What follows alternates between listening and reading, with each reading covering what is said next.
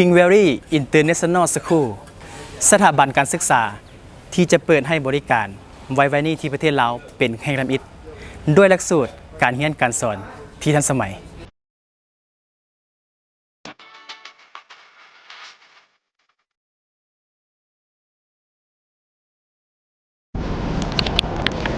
สบายดีทุกคนตอนนี้บอมอยู่ที่ด้านหน้าของโรงเรียน Kings Valley International School ซึ่งเพิ่นจะมาเปิดให้บริการด้วยหลักสูตรการเรียนการสอนที่ทันสมัยแบบระดับ International เป็นครั้งแรกครั้งแรกในประเทศลาวเฮาสำหรับโรงเรียน King Valley เนาะสถานที่ตั้งอยู่ที่บ้านทงกลางเมืองศรีสัตนะนครหลวงเวียงจันทน์เนาะซึ่งเป็นจุดใจกลางของตัวเมืองกันเลยมีหนทางเข้าออก2ทางด้วยกันซึ่งสะดวกสบายในการรับส่งลูกหลานที่จะเข้ามาศึกษาจุดสถานที่แห่งนี้ซึ่งวันนี้บอมสิพาทุกคนเข้าไปทำความรู้จักเกี่ยวกับโรงเรียนแห่งนี้รวมถึงบอมสิพาทุกคนไปรู้จักกับอาจารย์ใหญ่ก็คือผู้อำนวยการของโรงเรียน Kings Valley ว่าเพิ่นมีจุดประสงค์อย่างใดที่เพิ่นมาเปิดโรงเรียนแห่งนี้ในประเทศลาวเฮาตามมาเลย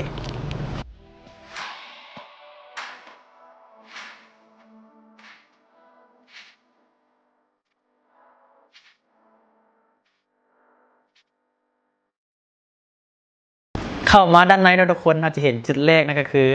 จุดเคาน์เตอร์หรือว่าจุดลงทะเบียนนั่นเองเนาะจะมีพนักงานคอยต้อนรับน้องๆนักศึกษาที่จะมาลงทะเบียนเข้าศึกษาอยู่สถาบันแห่งนี้ถัดมาด้านนี้ทุกคนเนาะจะเป็นห้องสมุดนั่นเองเนาะเป็นที่ไว้ปึ้มหรือว่าหนังสือต่างๆเนาะนอกจากนักศึกษาที่จะได้เรียนอยู่ทางห้องเรียนแล้วยังสามารถลงมาศึกษาเรียนอยู่ที่ห้องสมุดได้อีกเนาะเข้าเปิดห้องกันเลยนี่เป็นบรรยากาศภายในของห้องสมุดเนาะทุกคนเนาะเป็นที่ไว้หนังสือหรือว่าสถานที่ที่ให้กับน้องๆได้มาศึกษาอีกในห้องหนึ่งเนาะบางทีอาจจะเรียนอยู่ทางห้องเรียนอาจจะเบื่อเกินไปเนาะอาจจะเปลี่ยนบรรยากาศลงมาอ่านหนังสือเล่นกับหมู่กับครูต่างๆได้ภายในห้องนี้เลยเดี๋ยวจะพาทุกคนเนาะไปเบิ่งทางห้องเรียนหรือว่าชั้นเรียนว่ามีจักห้องมีจักชั้นเนาะเดี๋ยวจะให้ทางพนักงานเฮาพาไปเบิ่งนำกันเนาะเนี่ยต้อนรับทางน้องเลยสบายดีสบายดีสบายดีเดี๋ยวรบกวนน้องเนาะพาทีมงานเฮาไปเบิ่งว่ามีชั้นเรียนจากชั้นเดๆมีจักห้องได้เจ้าเริ่มจากชั้นนี้ก่อนเนาะตัวนี้จะเป็นประถมนี่ประถมจะเป็นประถมเจ้าตัวนี้มีทั้งหมดจักชั้นมีทั้งหมดอยู่4ชั้นเจ้าเริ่มจากชั้นทำอิฐเลยชั้นทำอิฐจะเป็นของคินเดอร์ว่าอนุบาลขึ้นเทิงมานี่จะเป็นของประถมเลย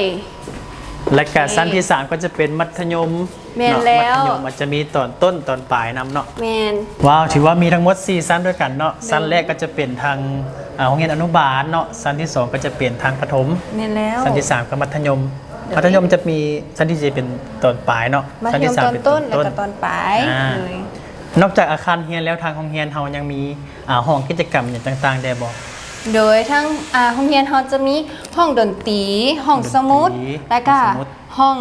กินข้าวเป็นโซนกินข้าวแล้วก็มีเดินกีฬาให้น้องๆไปปลดปล่อยพลังจะลิ่นบาสก็ได้วอลเลย์บอลก็ได้แล้วพวกเขาก็ยังมีโต๊ะปิงปองให้น้องๆได้มวนซื่นน้ำกันเลยเจ้าว้าวถือว่าหลากหลายกันเลยเนาะสุดท้ายนี้ขอบใจทางน้องหลั่นหลายๆเด้อที่พาแนะนำแล้วก็ให้ความรู้อย่างต่างๆเนาะเกี่ยวกับทางโรงเรียนเฮาขอบใจหลายๆและตอนนี้เนาะบอมนั่งอยู่กับประธานบริษัท King Valley หรือว่าผู้ก่อตั้งบริษัท Kings Valley นั่นเองเนาะและทั้งเป็นประธานโรงเรียนนานาชาติ Kings Valley เนาะมื้อนี้บอมจะมาถามเกี่ยวกับที่มาที่ไปหรือว่าแรงจูงใจที่เพิ่นมาเปิดโรงเรียนที่ประเทศลาวเฮาว่ามีที่มาที่ไปเป็นจังไดเนาะสบายดีสบายดีเนาะอยากจะถามทางประธานวารุณว่ามีที่มาหรือว่ามีแรงจูงใจจังไดที่มาเปิดโรงเรียน King Valley International School ที่ประเทศลาวเฮาSo the motivation that gave to establish a school, international school in Laos is this, that we want to provide a quality education in affordable prices. So the education is not limited to the higher class, it's also come to the lower middle families, middle class, and they can achieve the same goals, same dreams that the richer class going to get it. So this is our motivation to establish Kings Valley International School. แรงดึงดูดใจที่ให้ได้ข้าพเจ้าได้มาลงทุนอยู่ในประเทศลาวครั้งนี้ก็เว้าเรื่องคุณภาพการศึกษา